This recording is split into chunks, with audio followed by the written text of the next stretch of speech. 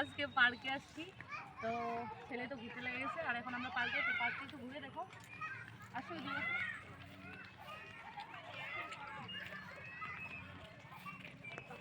Actually অনেক অনেক সুন্দর পার্ক, দেখো সব দিকে সুন্দর। বোর্ডিং আছে,